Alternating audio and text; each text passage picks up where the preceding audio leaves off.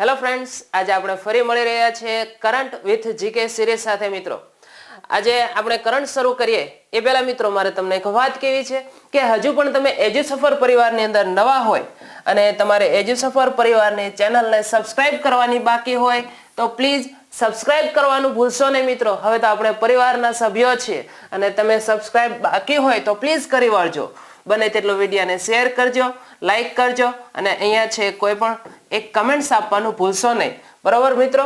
અને હજુ પણ તમારે પ્લે સ્ટોર ઉપર જઈ અને એજ્યુસફરની એપ ડાઉનલોડ કરવાની બાકી હોય તો એ પણ તમે ડાઉનલોડ કરી વાળજો, જેથી કરીને આવનારા જે education update, jobs, GK today જે કઈ માહિતીઓ છે એ દરેક માહિતી તમારા પ્લે સ્ટોર ઉપરથી તમે જે એજ્યુસફર એપ ડાઉનલોડ કરી હશે તેમાં તમામ માહિતી મળી રહેશે મિત્રો. ચાલો જોઈએ આજનું કરંટ. આજની તારીખ એટલે કે 19 ડિસેમ્બર મિત્રો. 19 ડિસેમ્બર એટલે કે શૂન્ય પાલનપુરીનો આજે જન્મદિવસ મિત્રો. આમાંથી એક પ્રશ્ન સીધો જ તરત જ આપણા મોઢે આવી જાય કે શૂન્ય પાલનપુરી કે જેમનું છે તખલ્લુસ શું છે. તો મિત્રો આમાંથી પૂછાઈ શકે, તમને ખ્યાલ હોય તો એમનું તખલ્લુસ શૂન્ય તરીકે ઓળખાય છે મિત્રો. આગળ આપણે એના વિશે થોડી માહિતીઓ જોઈ લઈએ કે તેમનું પૂરું નામ શું છે. તો કે અલી ખાન ઉસ્માન ખાન બલોચ. અલી ખાન ઉસ્માન ખાન બલોચ કે જેમનો જન્મ છે 19 ડિસેમ્બર 1922 ના રોજ લીલાપુર નામનું જે ગામ છે જે દસક્રોઈ તાલુકો અને ત્યાં એમનો જન્મ થયો હતો.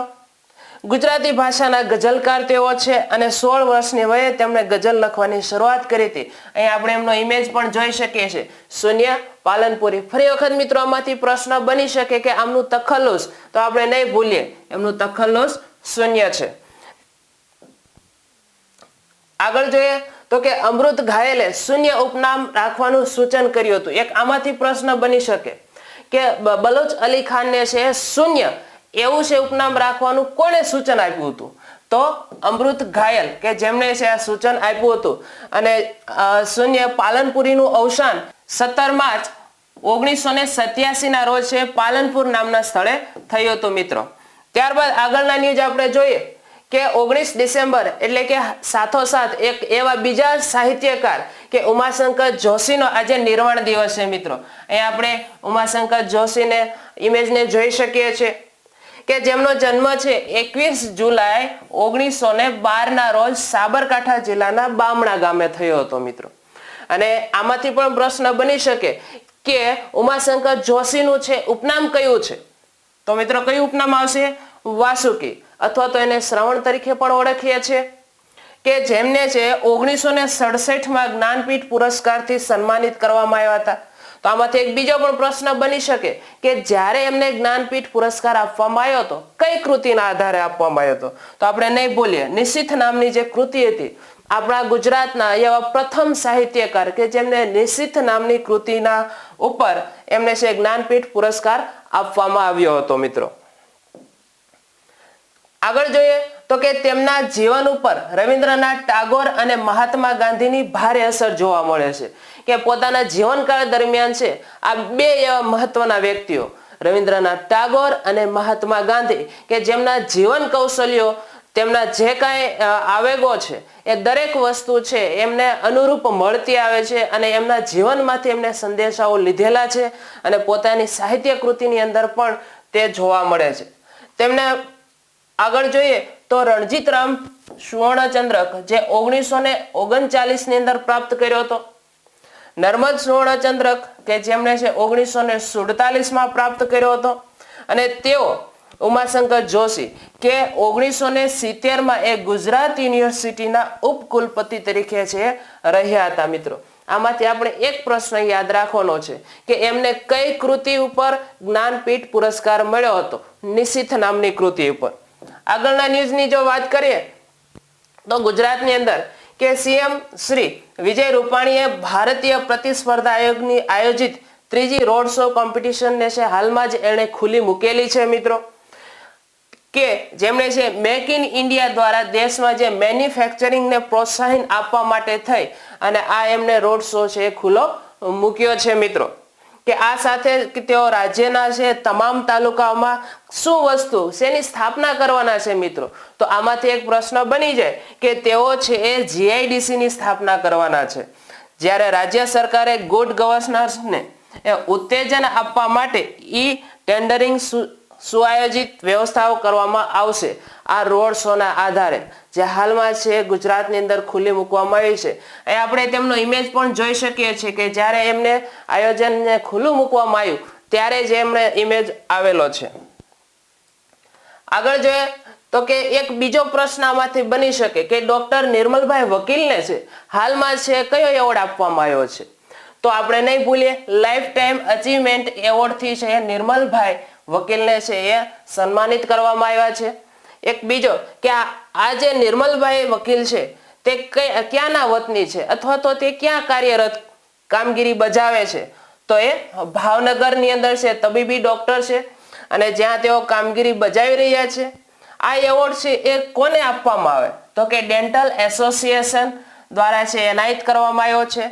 જે નિર્મલભાઈ ભાવનગરના તબીબી ડોક્ટર છે જેને આપવામાં આવ્યો છે. મિત્રો અહીંયાથી આપણને પ્રશ્ન બની રહે છે કે તેમણે ભાવનગરના છે રેડ ક્રોસ સ્થાપકના છે 54 વર્ષ સુધી છે મંત્રી તરીકેની સેવા બજવી હતી. તો આમાંથી આપણા માટે પ્રશ્ન બની રહેતો હોય છે. ત્યારબાદ આગળના ન્યૂઝ આપણે જોઈએ તો કે હાલમાં જ શિયાળાની ઋતુ ચાલી રહી છે મિત્રો. તો યાયાવર જે પક્ષીઓ છે એ આપણા ગુજરાતની સફરે આવવા લાગ્યા છે. આપણને ખ્યાલ છે કે દર વર્ષે છે નળ સરોવર છે અને બીજું કે કડી તાલુકાની અંદર આવેલું કયું મિત્રો પક્ષી અભયારણ્ય? થોળ પક્ષી અભયારણ્ય કે જ્યાં હાલમાં જ વિદેશી પક્ષીઓનું આગમન થઈ રહ્યું છે. એ આપણે જોઈ શકીએ છીએ કે જે વિદેશી પક્ષીઓ આવી રહ્યા છે તેમના અંદર છે કયા કયા પક્ષીઓ?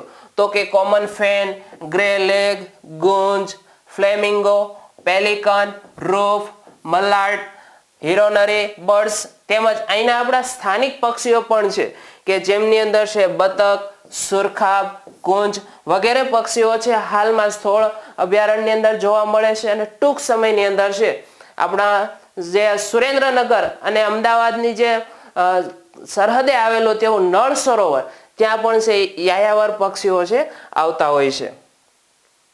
આગળના ન્યૂઝની જો વાત કરીએ તો આવનારી જે 14 જાન્યુઆરી છે ત્યારે જે પતંગ ઉત્સવ ઉજવાય છે તેનું આગોતરું આયોજન છે એ હમણાં જ અનાવરણ થયેલી સ્ટેચ્યુ ઓફ યુનિટી ખાતે એક આંતરરાષ્ટ્રીય પતંગ ઉત્સવનું આયોજન કરવામાં આવી રહ્યું છે. મિત્રો આમાંથી પ્રશ્ન બની શકે કે એમને કઈ તારીખે છે આયોજિત કરેલું છે?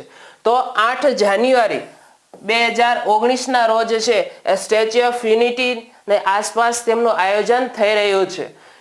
કે આ દર વર્ષે આયોજન છે અમદાવાદની રિવરફ્રન્ટ ઉપર ઉજવાતો હતો, પરંતુ આ વર્ષે છે રાજ્ય સરકાર દ્વારા છે સ્ટેચ્યુ ઓફ યુનિટી સાધુ બેટ ત્યાં છે આયોજન કરવામાં આવ્યું છે. આ સાથે સાથે છે એ ઓલ ઇન્ડિયા ડીજી કોન્ફરન્સ પણ તે સ્ટેચ્યુ ઓફ યુનિટી ખાતે છે બનેલા ટેન્ટ સિટીની અંદર યોજાનારી છે. તો આમાંથી એક પ્રશ્ન બની રહે, કારણ કે દર વર્ષે આપણે અમદાવાદની જે રિવરફ્રન્ટ છે સાબરમતી ત્યાં છે આપણે પતંગ ઉત્સવનું આયોજન કરતા હતા, ઉજવણી કરતા હતા, પરંતુ આ વર્ષે છે 8 જાન્યુઆરી 2019 ના રોજ એ સાધુ બેટ ખાતે જ્યાં સ્ટેચ્યુ ઓફ યુનિટી સ્ટેચ્યુનું અનાવરણ થયું છે ત્યાં હાલમાં છે એ આયોજન કરવાનું જ છે. મિત્રો રાષ્ટ્રીય ન્યૂઝની જો વાત કરીએ તો કેન્દ્રીય કેબિનેટ દ્વારા વિવિધ યોજનાઓને મંજૂરી આપવામાં આવી છે. તો આમાંથી એક એ પ્રશ્ન બની શકે કે એવા કયા કયા જે રાજ્યો છે કે જ્યાં છે આ યોજનાઓ લોન્ચ કરવામાં આવી છે? તો આપણે નહીં ભૂલીએ તમિલનાડુ અને તેલંગાણામાં છે એમ્સ સંસ્થાની સ્થાપના કરવામાં આવશે. તો પેલું આ સંસ્થા શું કામ કરે છે મિત્રો? તો આ સંસ્થા છે સ્વાસ્થ્ય અને સુરક્ષાની યોજનાઓ હેઠળ કામ કરી રહી છે કે જેમને છે એમ્સ એ તમિલનાડુના મદુરાઈમાં અને તેલંગાણાના છે બીબીનગરમાં છે બનનારી છે. આમાંથી એ પ્રશ્નો બે બની શકે કે તમિલનાડુમાં તો કે મદુરાઈ, જ્યારે તેલંગાણામાં તો કે બીબીનગરની અંદર છે એમ્સનું આયોજન કે એમની સ્થાપના થઈ રહી છે. કેબિનેટ જે બિહાર પટના ખાતે ગંગા નદી ઉપર નવો પુલ બાંધવાની છે મંજૂરી આપી દીધી છે.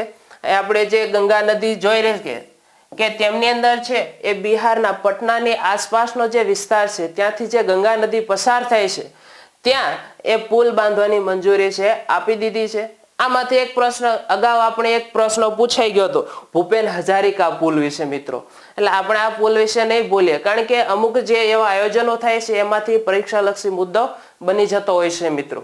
તો આ પુલ ઉપર કેટલા કિલોમીટર? તો કે હા 5 કિલોમીટરની લંબાઈ ધરાવતો છે એ પુલ બાંધવામાં આવશે અને જે છે એ આવનારા વર્ષોમાં એટલે કે 2023 સુધીમાં છે આ પુલ છે પૂર્ણતઃ પૂરો થઈ જશે, જેથી કરીને છે તે પુલનું આયોજન હાલમાં છે શરૂ કરી દેવામાં આવ્યું છે.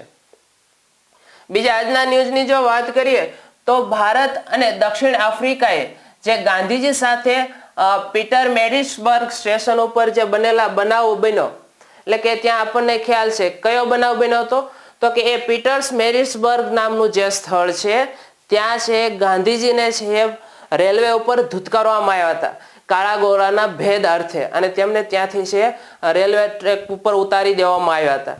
તો એમનો જે બનાવ બન્યો હતો એ બનાવના છે 125 વર્ષ પૂરા થયા છે અને સાથોસાથ છે નેલ્સન મંડેલાની છે જન્મ શતાબ્દી નિમિત્તે ત્યાં એક ખાસ ટપાલ ટિકિટ બહાર પાડવાનો એક નિર્ણય લીધો છે. અહીંયા આપણે જોઈ શકીએ છીએ સેન્ટ પીટર્સ મેરિટ્સબર્ગનું જે રેલવે સ્ટેશન છે એ અહીંયા ઇમેજની અંદર આપણે જોઈ શકીએ છીએ.